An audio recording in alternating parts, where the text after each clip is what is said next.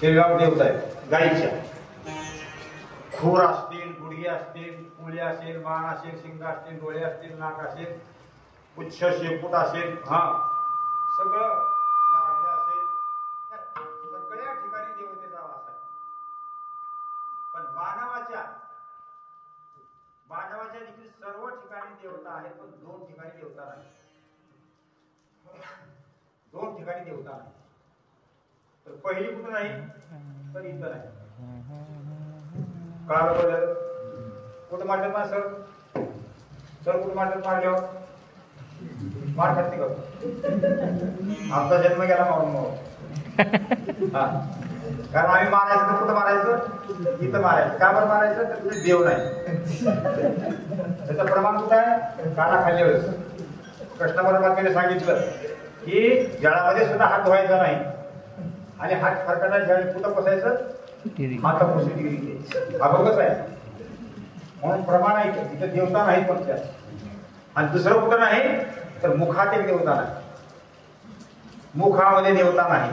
मग तर मला या मुखामध्ये देवता निर्माण केली पाहिजे. आता ह्याची देवता कोणती आहे? परावाणीची देवता ब्रह्मा आहे. पश्चंतीवाणीची देवता विष्णू परमात्मा आहे. आणि कंठाची देवता महादेव आहे, शिवशंकर. तुम्ही म्हणता की इथं कसं काय? कारण जन्म आमचा इथं झाला, नाभीमधून जन्म झाला. ब्रह्मदेवाचा जन्म सुद्धा नारायणापासून झाला ना, नाभी. काय काय मिळवण्याची गौरव नाही बघा. हा काय तुलना नाभी कमळीय जन्म झाला काहीतरी गौरव मिळवायची. नाभीतून जन्म झाला ब्रह्मदेवाचा सुद्धा, म्हणून नाभी हे ब्रह्मदेव आहे.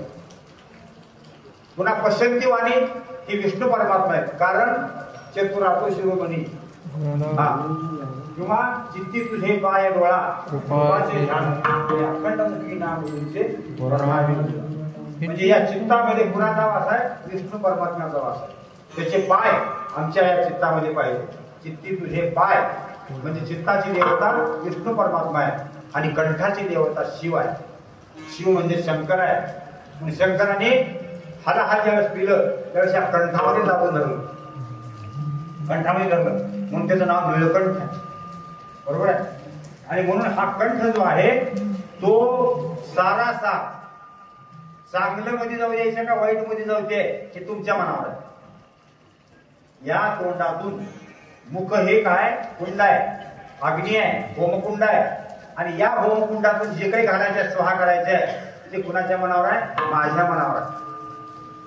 ओम ब्रह्मणे स्वाहा, ओम प्राणाय स्वाहा, ओम अपानाय स्वाहा, ओम उदानाय स्वाहा, ओम समानाय स्वाहा आणि ओम ब्रह्मणे स्वाहा. 5 स्वाहा करायचे आम्हाला. का बरं? देवानी सांगितले तुम्ही जेवायला बसलो हलकून पालकून मांडी घालून पद्धतशीर बसायचं. कुठे बसायसारखं बसायचं नाही.